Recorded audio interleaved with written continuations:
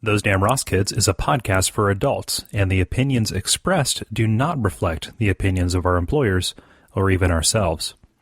We'd like to hear from you. Give us a call at 419-528-TDRK to leave a voicemail, and we just may play it on the show.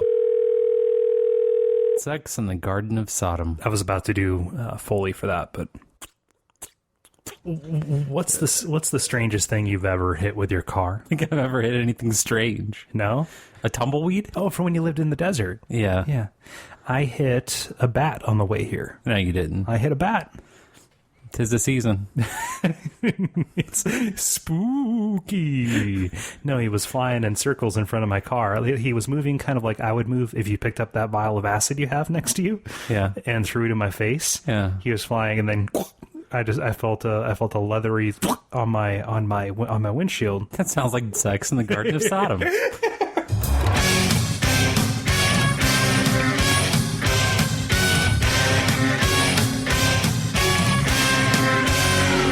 Those Damn Ross Kids, a conversation between brothers, featuring Chris and Cole Ross.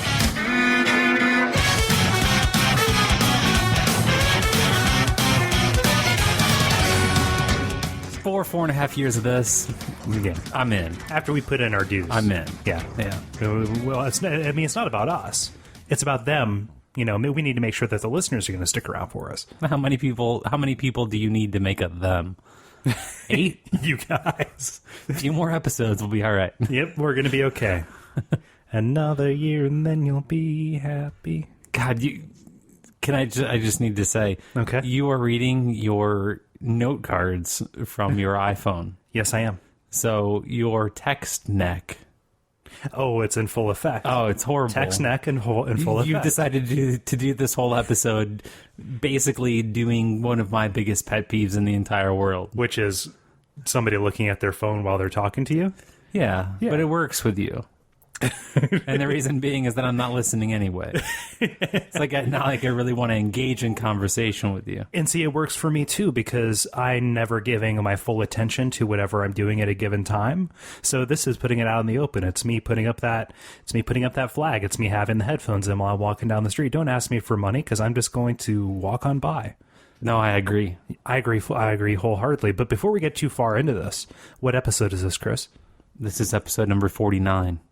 Of the internet comedy podcast, Those Damn Ross Kids. Check it. Look at your screen. I'm looking at my screen. Is it really? Yep, Yeah, it says Those Damn Ross Kids. It's 49. It's episode 49. No, I knew it. I put these episodes together, man. Sometimes you're lost. I know. Sometimes I'm very lost. But what I'm not lost regarding is my name. My name is Cole Ross, and you are? I am Chris of the clan Ross. Yeah. And this is a free show. No money involved. We do it for validation.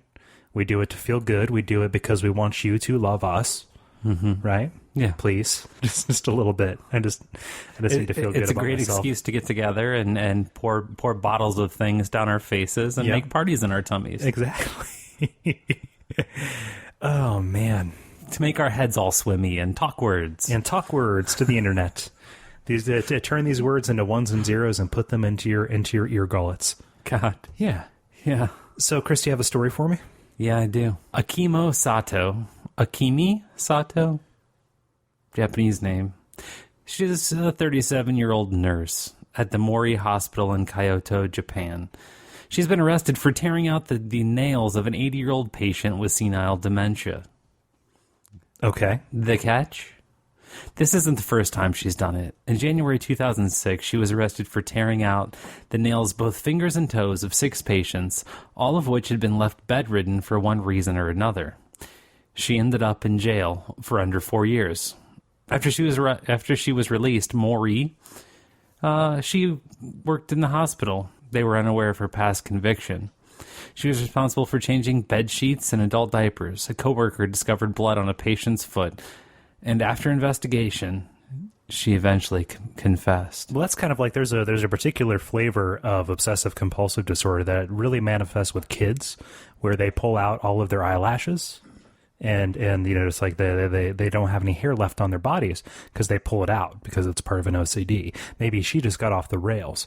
Furthermore, if you spend as much time at the VFW as I do, you find out that the Japanese, they're just naturally inclined to, towards fingernail related tortures. So she was just doing what comes in her blood, I just said something horribly racist. Okay. No, it's okay. You can say that. I would prefer to believe that she was just, involved in a game of a terribly painful and screamy, he loves me now. Chris, she committed to it. She did. She put her back into that. We all know flowers are scarce in Japan. So why wouldn't you just use toenails? They're not allowed to have flowers anymore. It was written into their constitution after the war. Yeah, and furthermore, it's part of Obamacare. It's preventative medicine. Those will never be ingrown. No, those will never, ever, ever be ingrown. No, never. No, never. Sadly, ever. I mean, and who won't? They won't even be grown. You get to that age. Why would you want to bother taking care of your nails anymore? Right? You wouldn't. I mean, just what do you want? What do you want these people to be? Do you want them to be Howard Hughes walking around? Maybe she just thought it was creepy that fingernails and toenails have the illusion that they continue to grow even after death. Well, you know why that is, right? No. Well, it's because the skin pulls recedes, back. Yeah. Same thing with hair. hair. That it gives the illusion that it grew. Don't. I'm as smart as you in this instance, and then you try. I know. To. No, I was saying this, Chris. I was saying this for the listeners' sake, and when you do that on in a format like this, say, "Hey, did you know?" and then you say it. That way, you're not treating the listeners like idiots. I'm more comfortable treating you like an idiot than I am treating our fine listeners like an idiot. They didn't do anything to deserve this, whereas you quite certainly did. One note tab coffin nails. What do you got? Nothing better than that. Well, since we're talking about people who are a little bit off their rocker, why don't I talk about an elderly woman from Michigan who claims that she has been feeding and caring for a family of 10 Bigfoots for several years. Quote, they get fish every day, a bucket of fruit, a bucket of dry dog food. Their favorite thing, however, Chris, is blueberry bagels. If I'm not baking them, I go to different stores to buy them. I tell them they are feeding the wildlife. She describes the creatures as being 6 to 9 feet tall, with thick coats and broad noses. She claims to have casts of their footprints, but says that the creatures are too clever to be captured or photographed by humans. This probably doesn't make any sense, but I seem to remember years ago I read an article that the Harlem Globetrotters love blueberry bagels. Wait a minute. Are you saying... Read the description again. Thick coats... Oh, yeah. I don't know how comfortable I feel with that, but I mean, 10 people, 10 of these people. I mean, she seemed to. Did she say that they like to whistle while they work? That's how they call each other. Yeah. Did they spin buckets?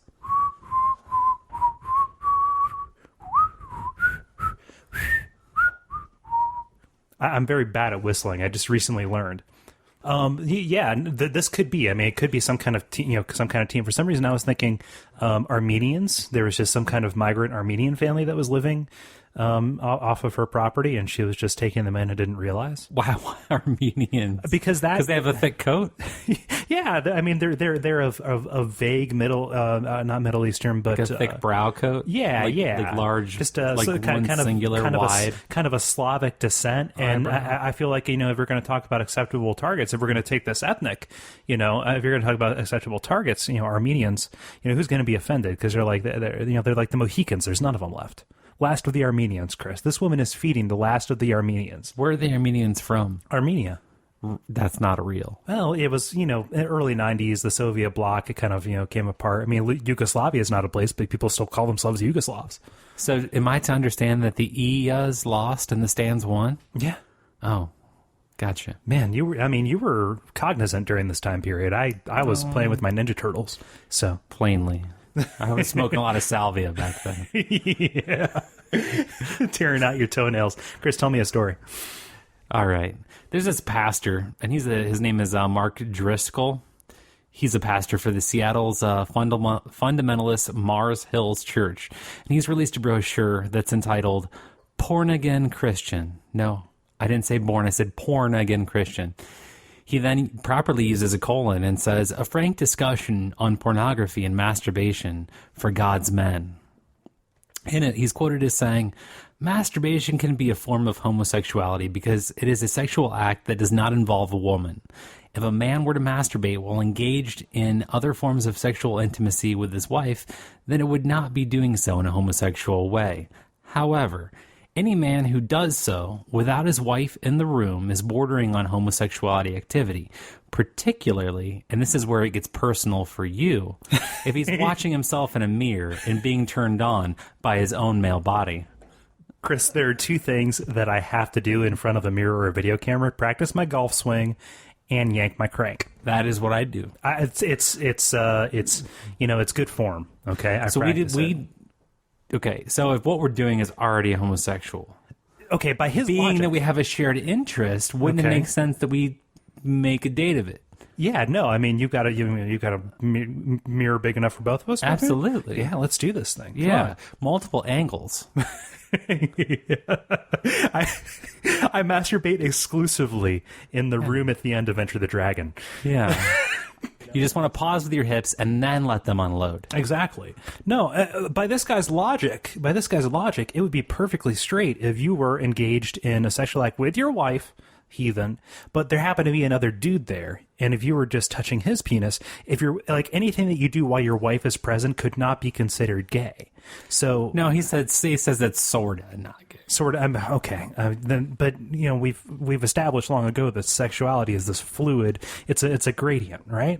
So I'm just saying this guy, you know, it's so funny because people who are hung up on this think about it so much that they start to codify it into different ways, right? Like, just like, okay, if then, but, like, you have to follow a flow chart. It's like playing Plinko, right? You drop your puck down the top of this flow chart, and then you just hope and pray that you end up in, you know, not gay instead of gay. And then the little yodelly guy climbs up and he bangs you. All you got to do is hope and pray, not gay. That's all you got to do. It's a little limerick for life. That is alliteration, and here's a rhyme. Hope and pray, not gay. Yep. Hope and pray. Not hope gay. and pray, not gay. Not that there's anything wrong with that. It's, you know, no, we mock. We mock because it's stupid. Dousing myself in fake blood, rocking back and forth in a cold shower, that's wrong. But doing it while saying hope and pray, not gay, we're good. Well, Chris, I just have to ask, you know, how can anybody be a good Christian soldier if they're walking around with dry skin on their dick? Right? You know, if you know, there are very few things that I can say with any certainty, but my penis is thoroughly moisturized, and you know what? That gives me a sense of security. It's kind of like what was it? Joe Namath? He wore pantyhose, stockings rather, right? Did he? Yeah, because he was playing in the cold. You know, just like, yeah, I'm going to do this. I'm comfortable. This is something that makes it's like Ed Wood walking around in cashmere sweaters. Doesn't matter. How do you do that? What? You know, like 3 sports things. Chris, I just try to surprise you. I don't put what you know there about Joe Namath into a sports category. I put that into justifying my masculinity category that you have filed away. Okay, yeah. You're following my my Library of Congress-esque system. I gotcha. Where you have somehow put away justification for behavior. LSC, man. LSC. It's okay. Well, Chris, speaking of dressing up in a very strange way, can I tell you about some parenting that's going down in Washington State? Go for it. Yeah. Well, 2 parents in Washington State were upset with their 16-year-old daughter for going out to a party without their permission.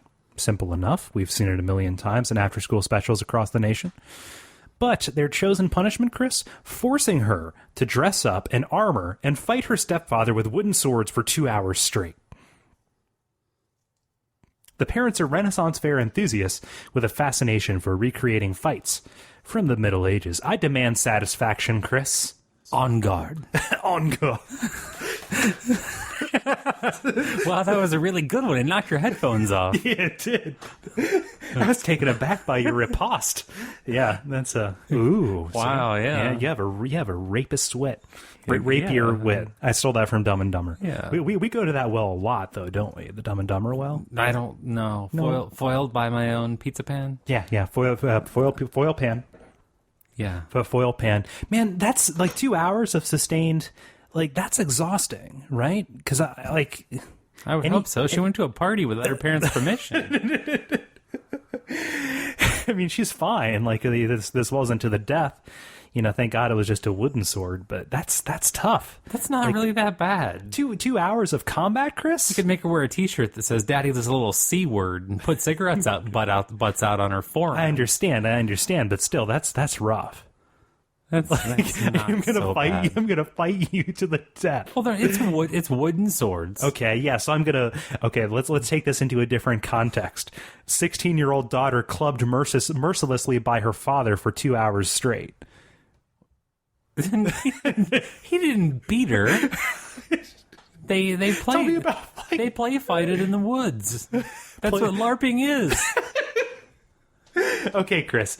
Okay, so I understand what you're trying to do here. You're trying to backdoor my argument. You're trying to come around. You're trying to take. I will never backdoor your anything. What I'm telling you Chris, is, don't distract from the issue. My hatred for LARPing doesn't enter into the equation.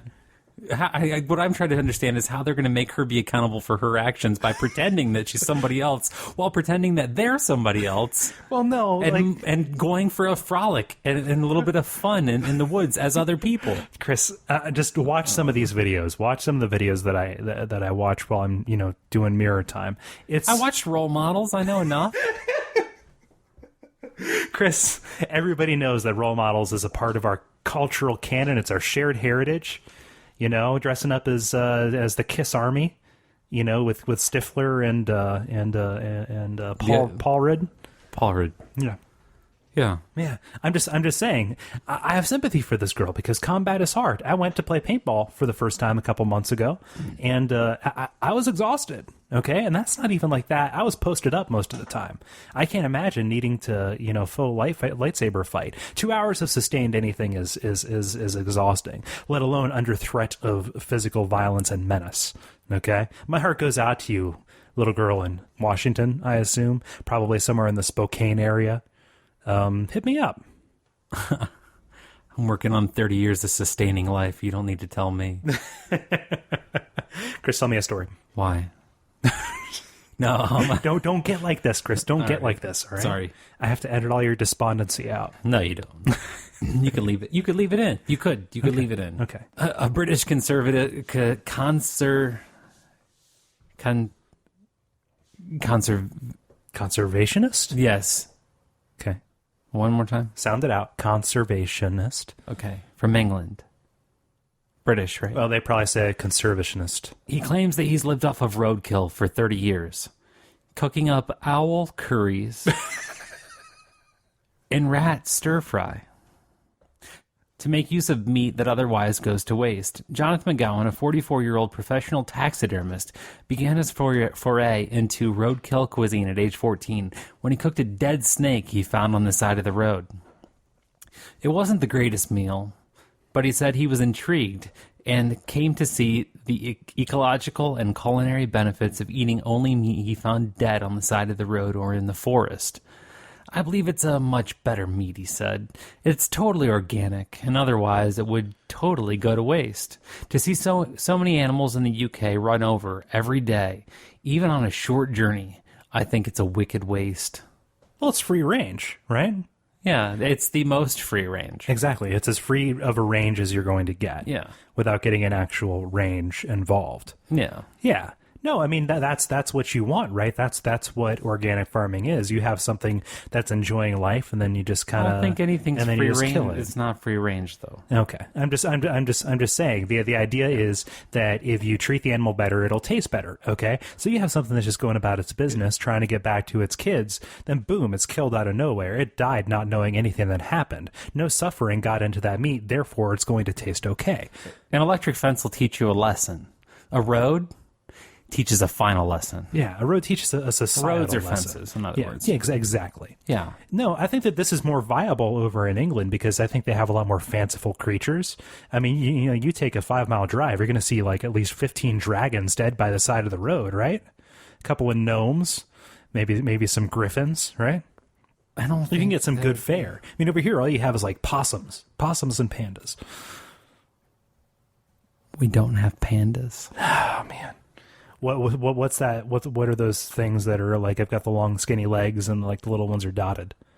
14-year-old girls. Oh God, I always get 14-year-olds mixed up with pandas. Yeah. God, Okay. Your mistake. My mistake. Okay. I shipped all those 14-year-olds off to the zoo. I thought I was doing a great ecological favor. Oh, well. I would like 18 more 14-year-old panda brides. For my compound. Yeah. Yeah. Yeah. But, I don't know. This guy, shine on, you crazy diamond, right? What? Shine on, you crazy. This guy wants to cook No, I up. want you to say more groovy. Shine on, you crazy diamond. Yeah. Yeah. But, I mean, he's not like secreting his owl meat into different areas into different, like school lunches or anything. He's just cooking it for himself and his loved ones. So long as everybody knows what they're entering into. People eat strange things. I'm not outraged. Chris, don't condemn this man just for being, Chris, I want you to return the plane ticket. I don't want you to go over there and settle this score just yet. Okay? Owl might be mighty tasty, okay? Okay, cool. I mean, it's basically fluffy chicken. So, you ever seen an owl without its feathers? No. It's weird. No, I'm pretty sure my face would implode. Here's something weird, right, about owls. I worked for a couple of summers at a school supply company. Yeah, you did. Not to get too personal information on here, but I worked in the orders department, and they would sell like scientific stuff. But what you don't realize is like you can order and have shipped to you owl pellets. Yeah, the vomit of the owls. Yeah, like owl vomit. Yeah, it's like a little archaeology pellet. Yeah, just like that's a rat vertebrae. That's a marmot skull. I think It looks like it. But that's just weird. That's a pop tab? Yeah, the thing that the owl coughs up, all wrapped up in its own dead fur, That is not normal. that you just pick up off the ground and send to school kids. You do it through a company, it's perfectly fine. You do it freelance, all of a sudden you're breaking a bunch of laws. I don't know, but speaking of ridiculous meats, Chris, can I tell you about an absolutely ridiculous burger? It's in Ohio. Michigan, actually. Oh, is it? Okay. I'm sorry. Right. The Indians call it Michigan. Oh. It's at Mally's It's Sports adjacent Grill. to Milwaukee. It means the good land. Thanks, Alice Cooper. Mally's Sports Grill in Michigan, known for their massive burgers, has outdone itself. The, quote, absolutely ridiculous burger weighs 338 pounds, which they chose because it's the average weight of the bar's patrons, contains 540,000 calories and costs $2,000. The burger takes 22 hours to cook, has 15 pounds of lettuce, 30 pounds of bacon, 30 pounds of tomato, and 36 pounds of cheese. But Chris, the kicker, it comes with the fries and a drink. So that's where you get you. It's the carbs. How big is the drink? You know those Gatorade containers that they dump over the coach at the end of the football game? Yeah. 2 of those. But I did some math on this, Chris, if I can continue to talk. 540,000 calories divided at 2,000 calories per day for the average recommended dietary need equals 270 days worth of nutritional value. Okay? Now, that equals $7.40 per day for like 2/3 of a year's worth of food. Think about like your average food budget, like what you spend. I don't know what you spend on groceries, but like if you had a place big enough to store this where it wouldn't go rancid, like Homer Sub. It's a viable option. It's a viable option. I'm just saying, we've been worrying about how to feed the poor. Let's do this. We should just get one of those monster burgers. Well, no, and the great thing about that is that, for a certain time, that's both food and shelter. You would have to eat your way into the burger. You would have to house. eat your way into it, and then you would eat your way out of it. And just stay away from the bun. Just stay away from the bun, yeah.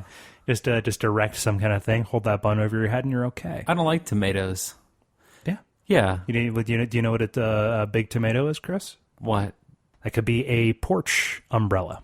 Nah, not particularly. No? No, I would leave the sesame seed top as the roof and put tomato siding on. Okay. And I'd eat the middle. Yeah. There you go. Yeah. Yeah. I'd make a cheese coat for the winter. Oh, of course, yeah. Well, no, the cheese is the insulation.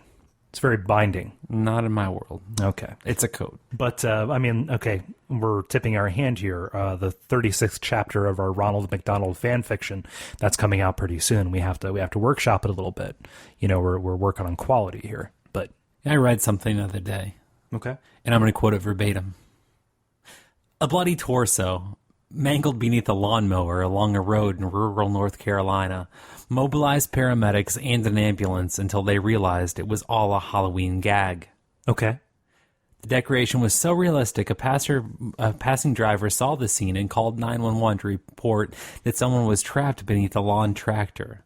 The lawnmower stood alone in a yard in Rowan County in western North Carolina. There were no other decorations or signs that may have given other clues that the scene was a fake. After the passerby dialed 911, medics prepared to rush out to the home with a lawnmower tractor and make a rescue. Have you heard the urban legend about the guy who hung himself in front of his house? And because it was around Halloween time, everybody thought it was a decoration, and nobody realized it was a body until he started, like, putrefying. I think Mythbusters busted that. Poor Grant. Poor Grant. He spent his life chasing after Carrie. Why is it when Asians kill themselves, it's noble? Chris, The passers-by were like, it has to do with he honor. probably feels pretty bad. It has to do with honor, Chris. Yeah. You know, he built a robot to put him up there and then went on his way. Neat. I know, right? Yeah. The more you know. Yeah. I'm just picturing that metal plate falling in slow motion into the dust, deceased instead of busted. With this time-lapse photography, you can see how my air noose robot destroyed my spine. It's the most tragic explosion ever on Mythbusters. That's the thing that like bothers me about modern day Mythbusters. I love the show. I think it's maintained a very high level of quality. However, the problem is everything is always the biggest thing ever, the biggest thing they've ever done. I mean, the inclination is to go big or go home, but they're constantly talking about it. This is the biggest construction we've done on Mythbusters. You know, you have Adam Savage. I can't believe it. This is the biggest crane stunt we've ever done on the side of a mountain. It's like, stop trying to convince us. You got us. You've been on the air for like 8 years. Absolutely. No, on the other hand, this is the biggest episode of Those Damn Ross Kids we've ever done. You would have thought that we would have saved it for 50, but we're not. No. It's here. It's here. We're done. This is the biggest one. Hey, Chris, I want to start a dance troupe for at-risk urban youth. Okay? Utes. At-risk urban youths. It's a jazz dance troupe called the Tapscallions. What the fuck am I supposed to do with that? Chris, just take it. You know, just like you could give me 3 hours of dead air and I can't make that funny. Chris, you're walking down the street and you see these kids and think, man, what a bunch of rapscallions they are. Maybe if somebody gave them some time to, maybe somebody gave them some attention, some way to focus their energies and their expression, right? No, they're not rapscallions, Chris. They're tapscallions.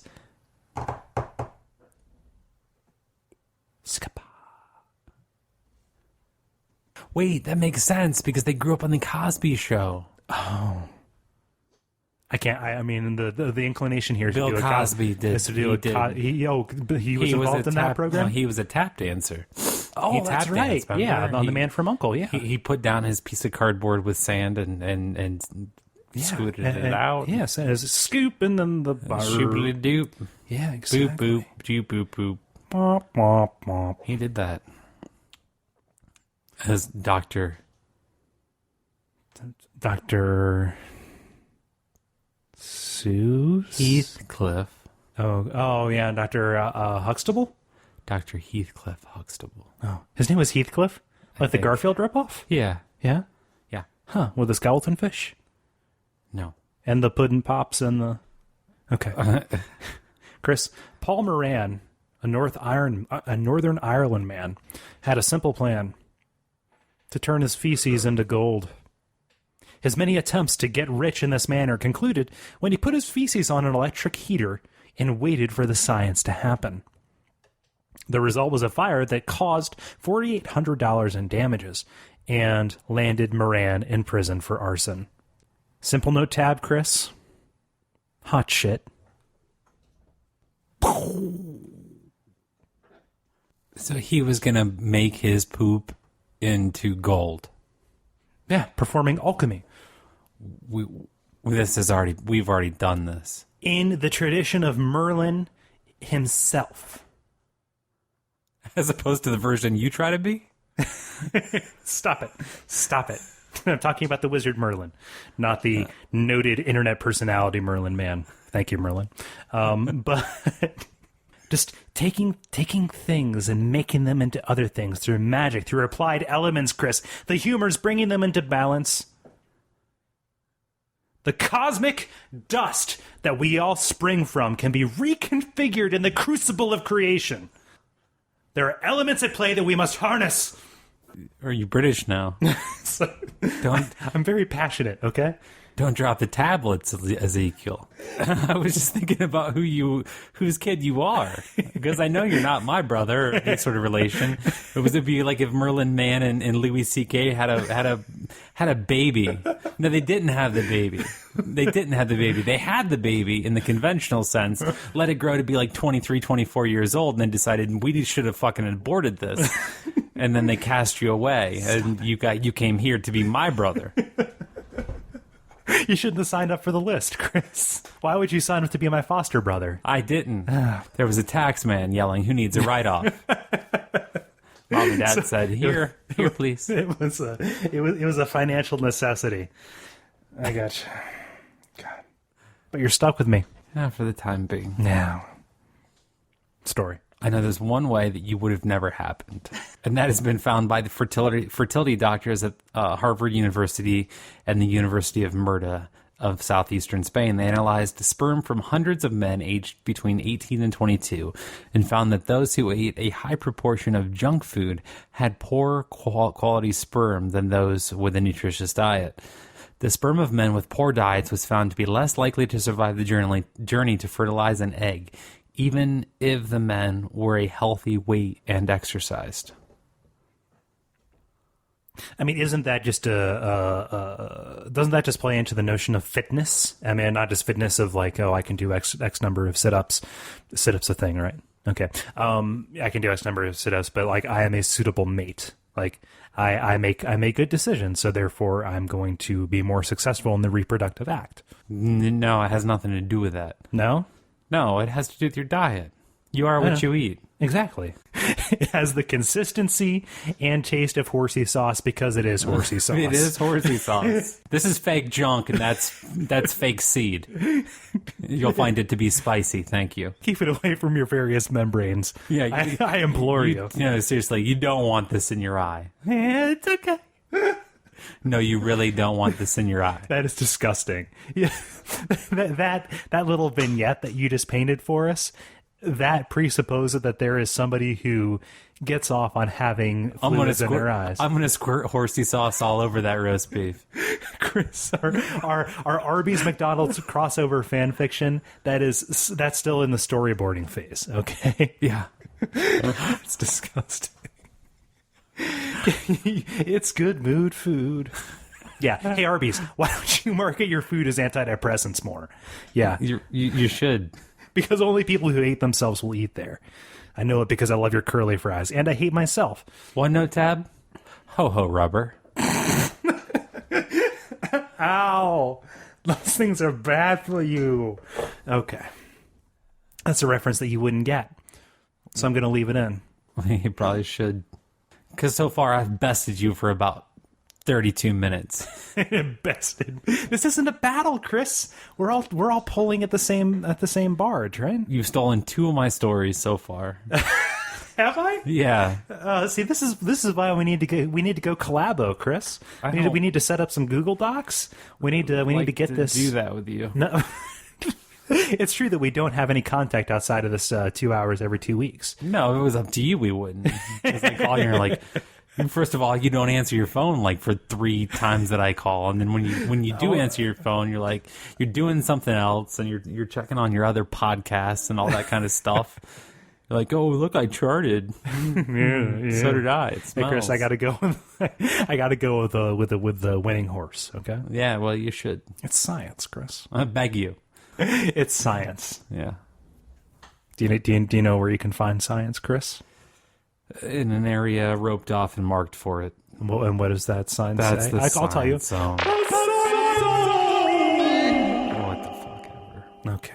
Scientists studying the Mariana Trench, the deepest point on the ocean floor, have discovered a new form of life. These creatures, called xenophyophores, are single-celled amoebas with a 4-inch diameter. They thrive at a depth of 6.6 miles below the surface and make a habit of trapping small particles of lead, uranium, and mercury from the water around them. Chris, I was under the impression that cells were these things that made up our bodies that were little balls of stuff that had little things inside them that perform various functions, and they came together to make tissue and organs and ultimately, form the basis of life itself. The point is, I thought that all cells were small enough to necessitate a microscope.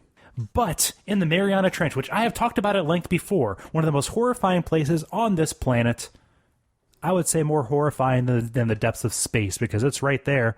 It's just got to swim a little bit, and it's right there. There are cells that are the size of softballs. Just roll, roll, roll. Dun, dun, dun, dun, dun, dun, dun, dun, dun. Dun, dun, dun, boom, boom, boom, boom, boom, boom, boom, boom. That is omnitarded. It is. It will not catch fire from any direction. What is the cell or my fixation with the horrors of the sea? The idea that you think that you can wrap your brain around it. What do you mean? You've never raked a lawn. How are you going to dig a trench? What do you want? The Mariana Trench. Right, I know. Yeah, how It's would not you that know? kind of trench. It's not the Death Star, Chris. So it's not man-made. It's not. We didn't put them there. Because that's a miracle. If we went down to the ocean and built a trench like that, Oh, yeah. that'd be something to talk about. This story, not so much. But Chris, I want to talk about the horrors of the natural world. There are beings on this very planet. We share the oxygen, the elements that are drawn to this rock that are so inconceivable, that are hiding in the cracks, that are beyond the edges of our perception, that would break your mind. I'm going to toss this feather in the air, and you watch it slowly fall. Okay, what? What are you getting Are you calm now?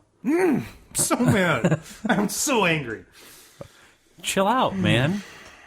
They're not going away. They're prehistoric. These amoebas, man. Yeah. They're dinerific.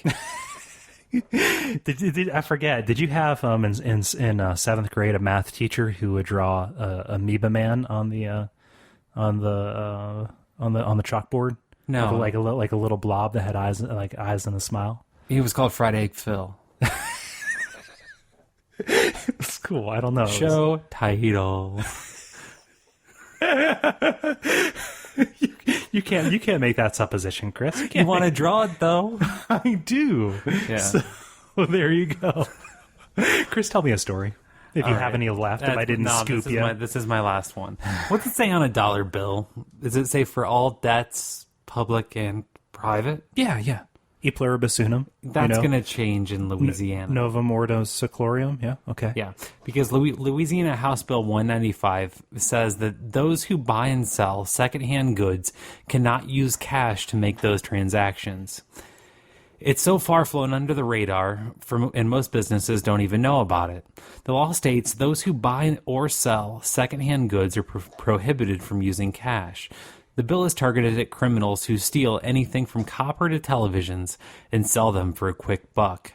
Having a paper trail makes it easier for law enforcement. Pawn shops have been forced to keep records of their clients for years. However, under this bill, they are still allowed to take cash deals. Right, because they're necessitating a paper trail no matter what. Yeah, they already have one. If I were to say, like, hey, here's an iPod, you couldn't give me cash for it from one person to another. That's what it says. That's weird.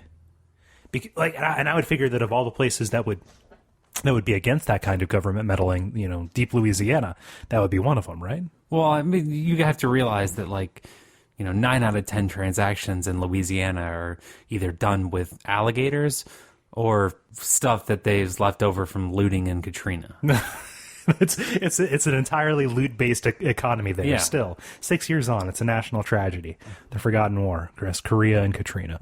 But yeah, no, that's one of those things that everybody gets. You know, when you go to the fake internet money, you know, like I like my credit card, right? I don't like carrying cash around. I just had the worst idea ever. Okay, share it. This is the place for bad ideas. No, it's not a bad idea. It's a horrible thing to say. Oh, okay. So let's not. Yeah, it's really bad. Okay, let's not. We'll save it for off mic. No, but We didn't really expect to have to take care of all those people that survived Katrina. But it turns out Michael Brown was the one who forgot to unplug the drain at the bottom of Lake Pontchartrain. Who's Michael Brown? He's was the director of FEMA. Oh God! Damn it, Brownie! I told you to plunge that shit.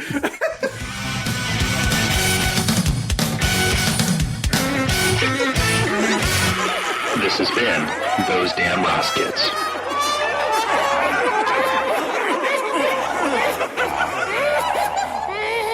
So as far as homework goes, we would really like it If somebody left a goddamn voicemail. exactly. I mean, and at this point, I'm gonna yell it. I'm gonna yell it. Okay, yell it. I just want to see if you would be ready. Shout about No, I'm voicemails. gonna say, man. leave us a voicemail. 419-528 TDRK. It's not toll free, but call it, dummy. You've got free nights and weekends. It's worth it. Call us and we'll mock you. Or we'll play you. Yeah, we'll play you on the air. Don't be shy. Come on, ho. It's called Get Played. Get played on the air of our show, of our program. Be immortalized on the internet. This isn't going away. I'm just scaring them off further. Yeah, you are. But if you don't want to do that, you can make yourself heard by going to the iTunes listing for Those Damn Ross Kids and leaving us a rating or a review. Those definitely help us out a lot, raises our visibility, and there's always the good old-fashioned telling your friends about us. And you can like us on Facebook as well. That is facebook.com/Those Damn Ross Kids. Just hammer away at your keyboard with your big old hands, Those Damn Ross Kids, and all of this stuff will become readily apparent to you. Is there anything else? Are we forgetting anything, Chris? No, I think we're all set. It's been a while since we've heard from some of our more loyal listeners and followers. Yeah. Specifically on the Facebook page. Don't want you to fall off. We want you to recommend stories. Don't be discouraged if we don't read them right away due to the way that things are structured. It might be a minute, but you'll hear us dropping in stories, and we'll credit you. Again, internet famous. Internet famous, just a step away.